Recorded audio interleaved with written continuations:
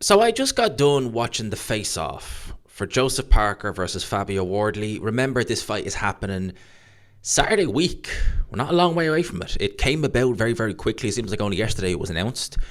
And the face-off, the full 15-minute long face-off, is live on DAZN. Link to it will be in the description. It'll be also pinned in the comment section. Also, as well as that, if you could just have a look there on screen, if you could please consider hitting the like, hitting the subscribe, and hitting the notification bell. It literally takes, 3 seconds to do all 3 of them? And we're trying to get to 30k. That's what we want to do. But let's talk about this. Let's dissect it. And let's be brutally honest, right? This face-to-face, if we saw, we'll say, Jarrell Miller, Dylan White doing a face-off, a face-to-face in this setting, with Ade as the host and stuff like that in that setting, you would tune into that like that. If you saw AJ Fury doing it, you would tune in like that.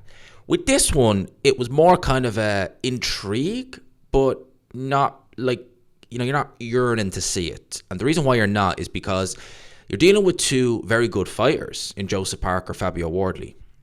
You're dealing with fighters who have been, both of them, in really, really good fights in the past. The Dylan White fight, for example, with Joseph Parker was really, really good. The Joe Joyce fight with Joseph Parker, although he lost both those fights, were both entertaining. The Zhang fight, to an extent, was entertaining as well. The Bakodi fight was, well, we won't talk about that, but you know what I mean. Whereas Fabio Wardley, likewise, both fights with Fraser Clark, even though one went 12 rounds, it was non-stop action for 12 rounds. The next one, it was just, yikes. Obviously, the Justice Hooney fight. So you're talking about 2 fighters who, in the ring, can be very entertaining. They're both big punchers. They're both physically strong. There's a lot to like about this fight. But both fighters are quite very reserved personalities. They're both very nice. Now, Fabio Wardley, again, you poke the bear, he's going to go for you. Like with Jarrell Miller, he wasn't taking any you-know-what from him, nor should he. But that's Jarrell Miller. He's a very antagonistic character. Joseph Parker is not that.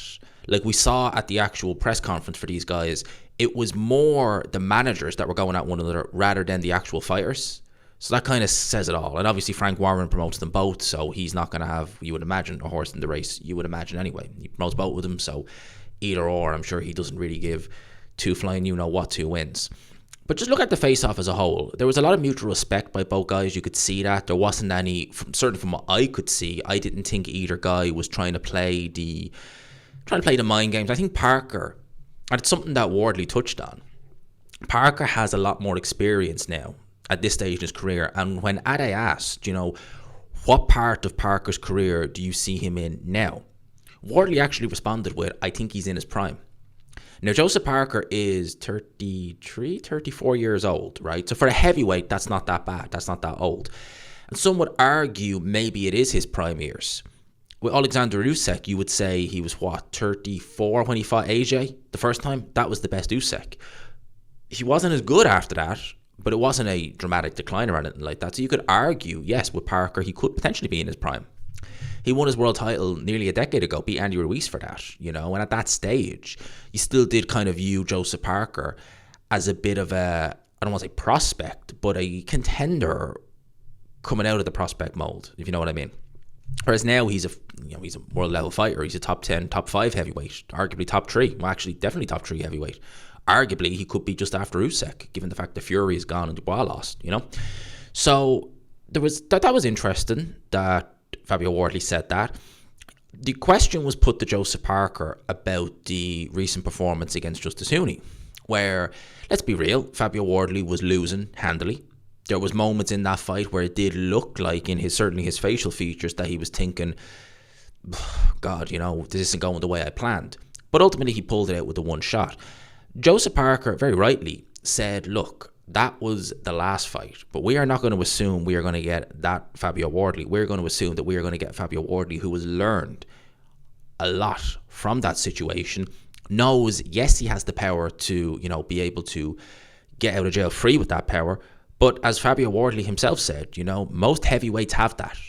It's just a case of landing it. And sometimes you're not going to land it if you're dealing with someone who's defensively minded. So a lot of respect. Neither guy seemed to be overlooking the other, which, again, you don't really want to be seeing that, because it does make you kind of concerned as to where both guys' mindsets are at. In terms of how both guys are approaching this fight. As I said, they're both approaching this fight the same. They're expecting a tough fight, but Fabio Wardley said something that was very interesting. He's expecting more of a tough fight with big moments in it for both guys. He's not expecting, you know, a Toro Gatti, Mickey Ward 10-round war. He's not expecting it to be, you know, one-sided and then pulling it out of the bag or anything like that. He's expecting big moments in this fight with dramatic moments throughout. Some for Parker, some for him. A bit like maybe the Frazier-Clark fight, where there was interesting moments for both guys. Clark was down in that fight, you may remember. Ultimately, he saw the final bell. It was a draw. A lot of people felt that Clark actually did enough to win. Some Wardley. It was a great fight. Wardley is kind of going into this with kind of that mindset, you would imagine. And likewise, Joseph Parker, you know, he's spoken about how Andy Lee is kind of, you know, going over everything. And Andy Lee has made Joseph Parker a much improved fighter, in my opinion. He certainly has. So a lot to like, really, truly, a lot to like from both guys. And as I said, a lot of respect. Fabio Wardley consistently mentioning the fact that, look, he's dangerous. Wardley, he's a dangerous fight. And Joseph Parker was not obliged to take this fight. It wasn't like the WBO said, right, while you're waiting on Usyk, we're ordering you to fight this guy. No. If anything, he even said it himself, Joseph Parker could have done one of two things. He could have sat and waited for the WBO to order that fight and then either picked up a vacant title or got the Usyk fight without having to do anything. Or, if he wanted a run out, he could have main evented a Queensberry show, no problem, and he could have fought John Doe. He could have fought maybe a top 30 heavyweight who he was always going to beat. No. He's presented with an undefeated, crude but very powerful Fabio Wardley, who has a lot of good attributes, you know, decent jab, big right hand, very fast. A lot to like about Fabio Wardley, an absolute lot to like in terms of the fighter. So credit to both guys. Again, you know, Ade was, you know, trying his best to kind of get something out of both guys, which is obviously his job to do, and he's very good at those face-offs. He absolutely is. He's one of the best at it. But you were dealing with, and he even said it, he said, you know, Ade even alluded to it, he goes, how do you get any needle between two guys who are as nice as this, but on fight night, both guys are expecting a tough fight. They're expecting a war, which I think for me bodes well for this fight. I think this fight's going to be very good. I think I agree with Fabio Wardley. It's going to be entertaining. We're going to see interesting exchanges. We might see both guys touch down. I think that this fight is an interesting fight to call. And while I will do my prediction video and get it out probably Monday, probably record it on Sunday, but get it out to you guys Monday evening, there or thereabouts. For me, I need to do this weekend some film study review. And I will do that probably tomorrow, which is Saturday. I'll probably stay at home tomorrow most of the day and go and do a little bit of deep diving into how I think both guys win. But that was the face-off. It was very interesting. I thoroughly enjoyed it. It's going to be on YouTube in the next couple of days, but for now it's exclusive on DAZN. So the link is in the description if you want to go over there and have a watch. Until next time, people, I will leave it there. I hope you enjoyed the video. If you could, smash the like button, hit subscribe, all of that good stuff, people. I'll leave it there. Peace.